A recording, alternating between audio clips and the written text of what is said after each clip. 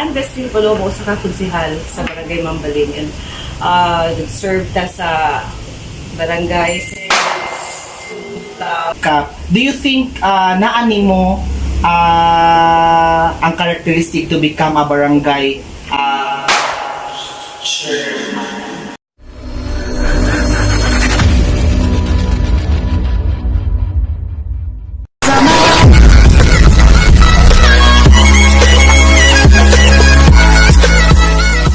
Hello mga kabeshi! Welcome to my channel. So, for today's video, we have a very special guest, and actually, she's a strong woman. And actually, he's a barangay councilor and acting barangay captain for barangay Mambaling. So, no other than Honorable Anne-Marie Vistel Palomo. Hello. So, hello kaayo ka ng kap, no? So, Good afternoon, yes, good Chokie, and afternoon. to the viewers. So thank you for trusting na ma-interview dito ka na ko Kap, no, sa akong vlog. And then, so here's my question lang, Kap. So, kinsa si Ann Vistel Palomo sa barangay Mambaling? Okay, si Ann Bestil Palomo sa kakonsihal sa barangay Mambaling, and served sa barangay since 2013. So this is my second term as a public servant, elected official sa barangay. Sige. Next, Kap. So, I think na dili angay pa istorya, Kap, no, na kanang kay layo pa jud kay siya during the election of barangay. So, do you have any plan to run as a barangay chairman for this coming election? Today, what's my thought on that? Yes. No. Wala pa ko'y plans of running for the next barangay elections. Aside from wala pa fix kung kano sa siya, no? It could probably be postponed, but sa pagkakaroon, wala pa sana siya nabutang sa akong hunahuna sa pagkakaroon. So, next, Kap, do you think naani mo ang characteristic to become a barangay chairman? Well, barangay chairman or just simply a barangay councilor, ang atong istorya din na is how you're able to serve, no, the public. Kay elected official man kay na trust sa mga tao dapat. Kung pangutanon ko if angayan ba ko, yes, I'd say angayan ko. Like kay imoingon ko okay Yes. angay, no? Because I have been very passionate in my service and sincero tayo adapita, and grabe ang atong initiative to be able to reach out to the community. So in many occasions, bisan sa mga panahon nga nagkinahanglan ng mga tao na to, whether what's na nagkinahanglan nila sa mga approach, we always do something kay para magpunuhan nata para sa ilahan. No? So I think kung qualities lang, of course I do have that quality. And to become. but ang trust sa mga tao, that's the most important thing why they elect you also for any public position. Yes. So next, Kap, ano masasabi mo sa mga tao sa barangay Mambaling na kulang ang ayuda na naibigay para sa kanila? So, kinsa joy angay blamon ba? Or angay ba kon ang barangay official or ang city government? Ayuda in terms of calamity or pandemic? So, mga like ayuda? sa kanang, like now na we are a pandemic na gihapon, so, and then we have a calamity like ato nasunugan mo, and then karon is bagyong Odette, so kinsa jud angay ko anong jud? Ang kana magong ayuda, magkulang lang na siya kung ang dili makuha ang target sa beneficiaries. So pila gid ang beneficiaries ug pila pod ang allotted nga ayuda. So by the time when it is handed over, whether it comes from the city or gikan sa national government, makaibaw na gid ka kung kulangon siya if you do not know the exact figure kung pili recipients, no, and pila sa nang nihatag. Pero mayon gani sila walay pili, wala tanan makadawat. Definitely nagay pagkukulang coming from the funder, from the government. Say for example, for the sake of transparency, kung mayon tag is the barangay barangay officials to be blamed ba sa pagkulang? Depende kung pilay na handed over sa ilaha and pila sad ang na distributed. Kung nagkulang ba siya or na-hold ba siya or na-abay favoritism na dapita. But that's a common concern coming from beneficiaries in terms of ayuda. Kaya ayuda is just an assistance. Sa pandemic, always na complain, no? Sa entire pandemic, whether bisan sa mga assistances nga nahatag, there was never enough.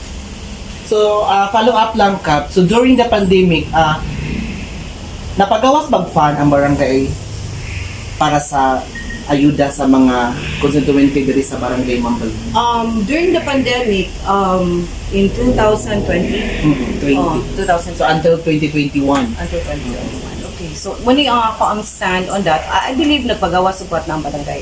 Although I wasn't involved in any session at all, coming from the barangay. Kay considering na natay leadership crisis din sa barangay Mambaling, no? Because there was a suspension of the barangay captain in 2019, which is supposed to be served for 2 years.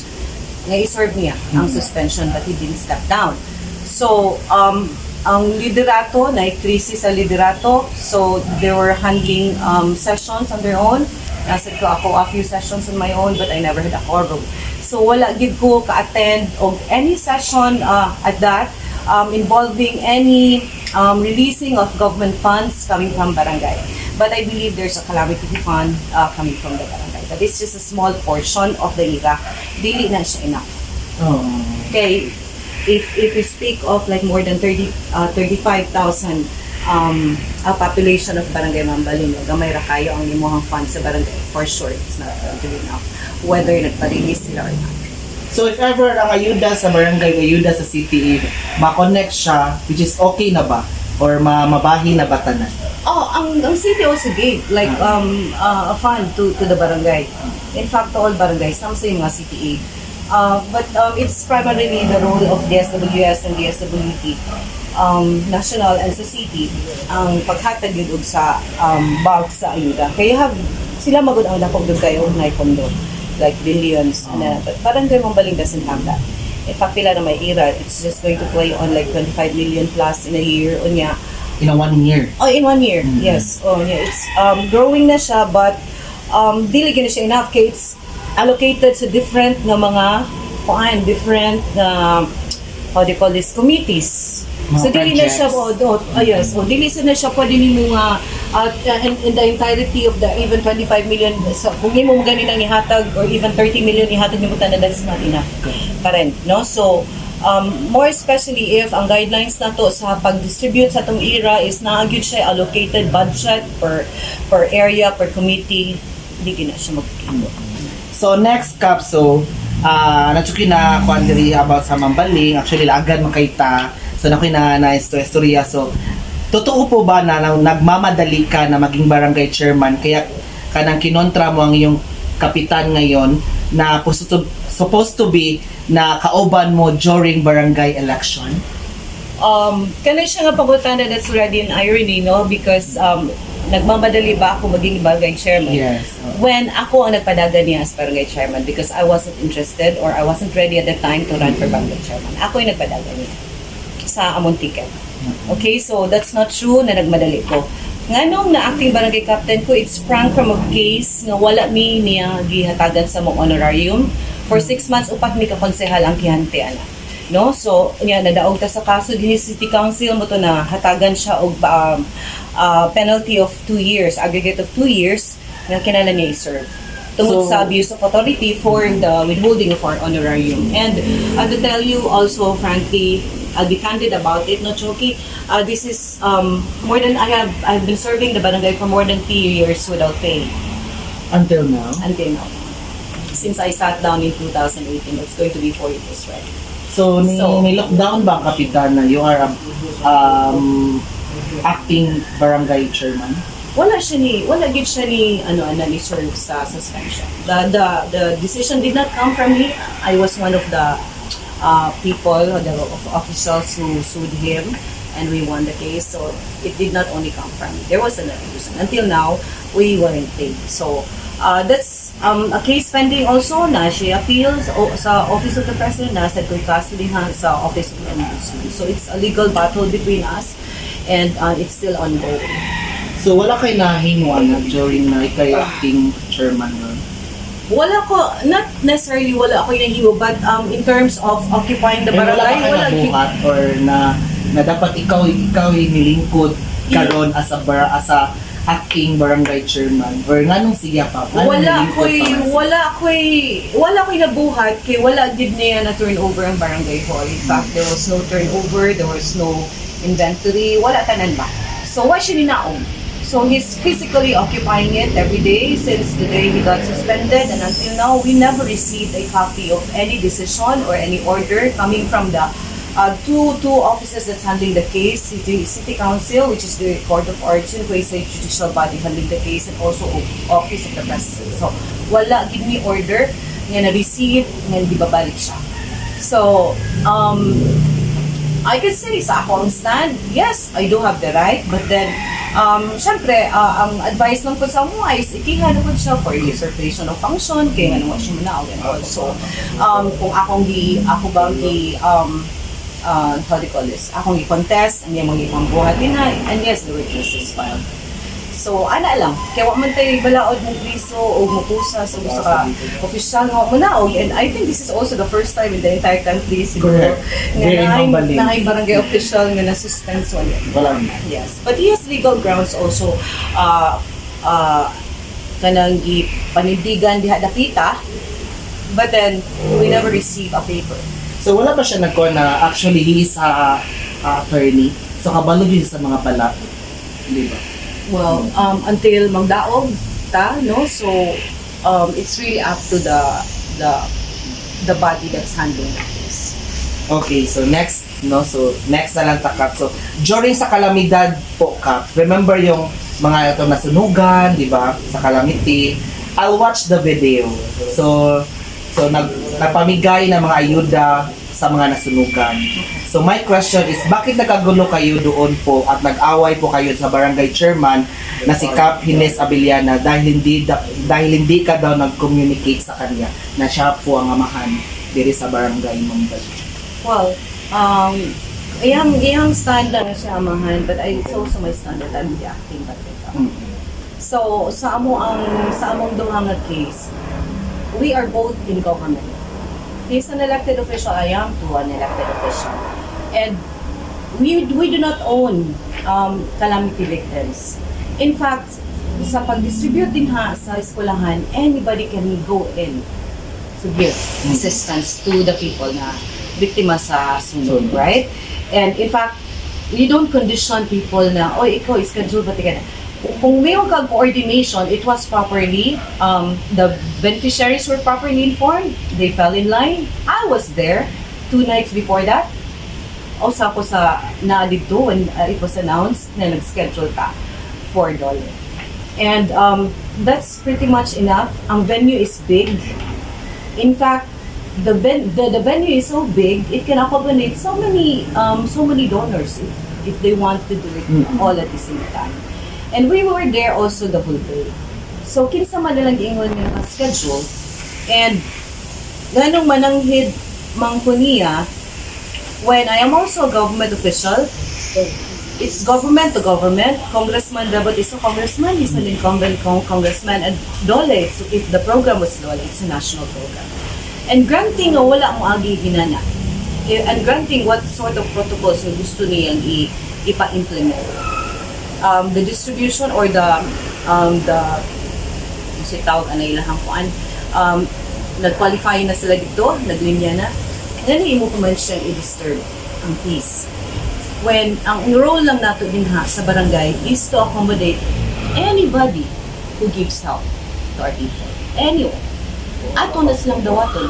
You don't show around people, niya imong pag-microphone lang kata ni I mean, that's too much of a reaction. Simply because walang argument. Nami historya na, no? Even I was the acting barangay captain, or at the time na nasunugan ang puntod, yes, nag-microphone po ang staff silang congressman and nag-pack up ng assets. So it's not the first time. It's not the first time we have history. In fact, makaduwag na maggamit ko sa Viking Gym, sa Viking Gym. At the time, at the height of the pandemic, kanya na ay NGO nga naghatag og programa ng hatag og face mask, nag-seminar sa mga tao on health protocols. Ipabalik-balikan jud atong mga tanod kay kinakaiba pa bata sa atong posisyon is a public official na kanang mga lugar is also a public place. Now, whether private or public private or public institutions, they're welcome anytime. to go there basta nag-involve ka sa kapitan. Kaya ang maayo din na, kaya ang tumong man, unsa may tumong? Ang tumong was to help. Your constituent. The constituent. So siya, nabati siya dito dapita, but to say nga mananghid ko niya, why would I go through the bureaucracy of asking permission from him? Kay na ako ni something sa video lang kap no is naay naguna or naay nay mohatag og ayuda Wala may dito sa naghatag og ayuda. which ang DSWS. But DSWS is there every day. Because DSWS is distributing food. Morning, noon, and evening meals. They were there. So, unsa may conflict ko na ang DSWS, dili ni mo pa pasudlan og laing government entities because they're there to unya na-distributed pa gid ang pagkaon sa DS. While ang program sa DOLE naghitabo, nagkakaon naman po ang mga tao. So, wala gid siya conflict. It's no conflict at all nga na ang DS mag-distribute sa pagkaon and another institution would also give. In fact, paghapon na naabot po itong sa Lourdes Parish, mga pare, nanghatag sa sila. While Dole Tupad program was ongoing, nag-distribute sa 60. So, nagpasalabot naman na ng tao lagi. Can it be possible? Yes, of course it can be possible. Pero di ito sobra mag-stricto, hinana, tubangan sa atong mga bisita. No? So bisag ipagnan mo og kanang currency cup no, so will katong sa Dole which nagpadayon jud mo.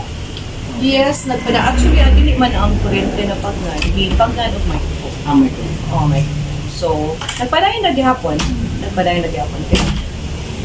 Dili na kay ni-exit na malampot sa siya. Kay di man sa dindot po ng reaction sa mga tao. So, ni-exit na po siya. So next Kap, sa tingin mo po Kap, ano po yung kulang sa barangay ninyo na nagserbisyo ngayon? Meron o wala? Nagservisyo, are you asking me about mga public servants? Yes. Mga public officials? Yes. Or barangay? As a whole official sa barangay. Well, I cannot, dili ko ka story on behalf sa ilaha. I bilisad ko, I'm not here to criticize sa akong mga kaubanan sa buhat, no? Okay. In the first place, wala po nag-monitor sa ilahang mga trabaho. Pero kung ngayon lang siguro ka na ako, mangutana ka na kung si ideal, kita nga kanang mga opisyales nga sa automated and ideal barangay also. Kinalan, sincero gid sa ilang pagpadelibisyon. And then, including me, no?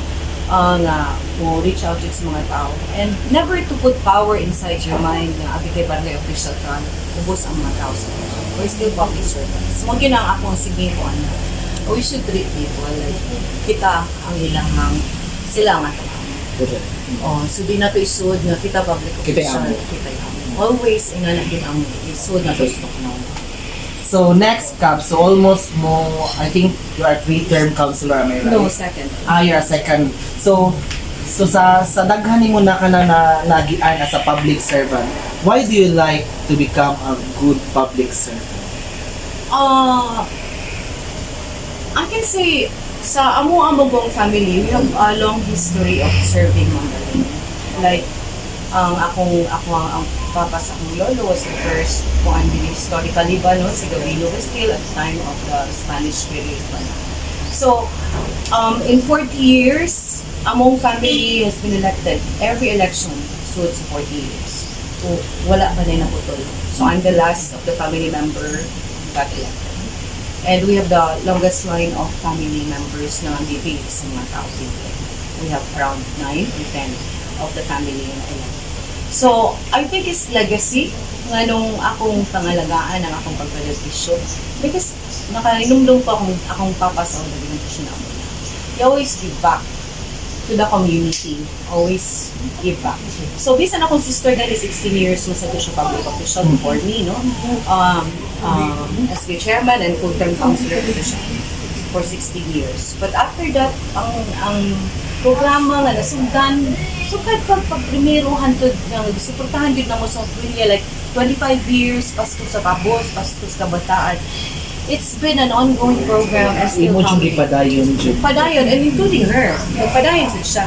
So like in the birthday niya, makatag siya school supply. So it's a legacy, and it's also kanang murag gitudlo gyud na sa amo sa among ginikanan nga mo give back yun sa community. So whether or not mudagan pa ko in the next elections or dili na, whatever is my status in life, I would still give back. So imo jud ipadayon bisag you are not Yes. a public servant Yeah.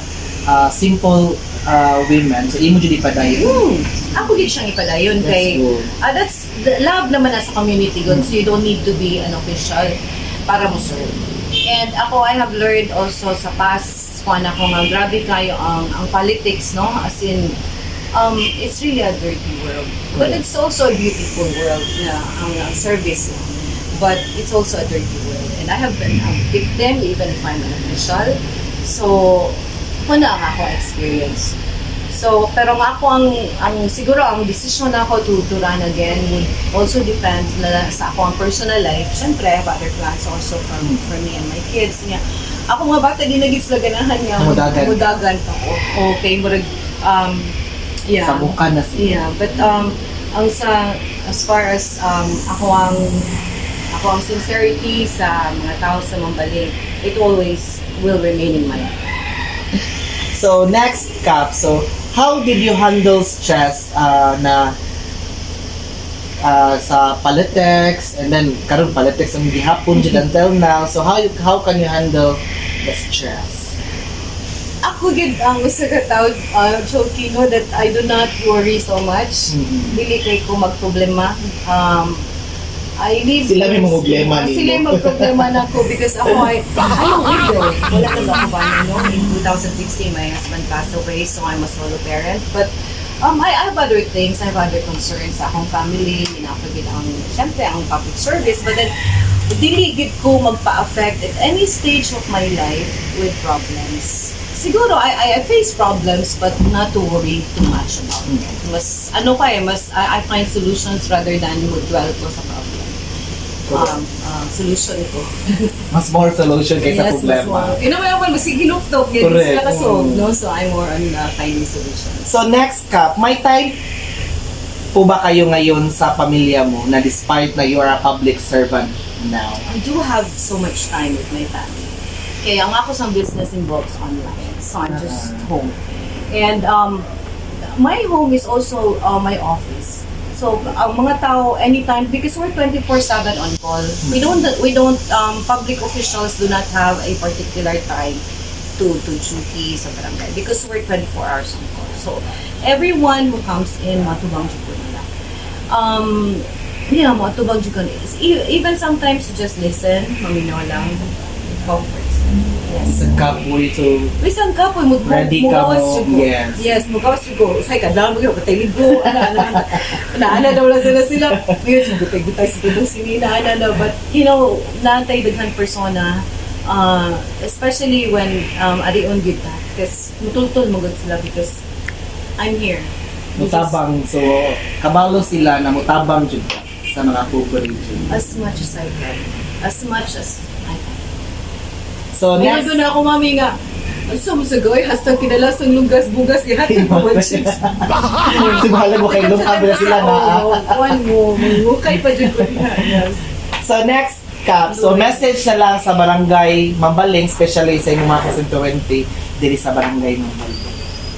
Sa ato ang mga constituency sa barangay, no, more prayers kay nagatubang taong pandemic, daghan kitag challenges, napatay mga kalamidad, sus katong yung pagka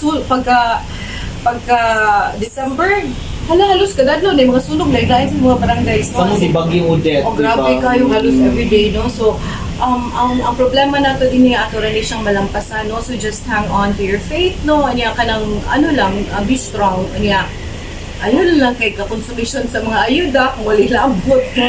Stress o samot na mataki.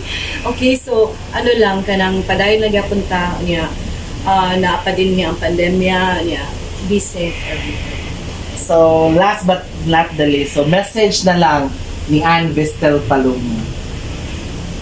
My message is, muna to, no? Ang akong mensahe nga, ako bisan unsang akong posisyon sa akong kinabuhi, I would still serve. So you do not worry, maybe in the future kung hindi na ko mulagan or what. Nabi sa mga tao nga ganahan na kayo nato, no? And we have natin mga realista, mga kuan, mga but it's not this is an open-ended decision because it can also be altered anytime. But for now, wala na jud ko'y plans of running. No, so but we continue rin yung to serve wherever I am and So, whatever. sa dili ka public servant, so you're willing to help your pasyente. Yes, I will still be willing to help. Siguro mas makatabang pa ko maayo at the time. Correct. So, di pa ka public servant. Yes. So, thank you kaayo kanang Kap, no? Thank you, kay Chokie, sa trusting imong for pag-alin. kanang kuan. So, na ba kay page or Wala pa page. I just do have Facebook koan lang, but I don't have a page for So, just follow na lang ni Kap, no? And don't forget to like, share, and comment mga kabeshi, and God bless you all. Bye-bye!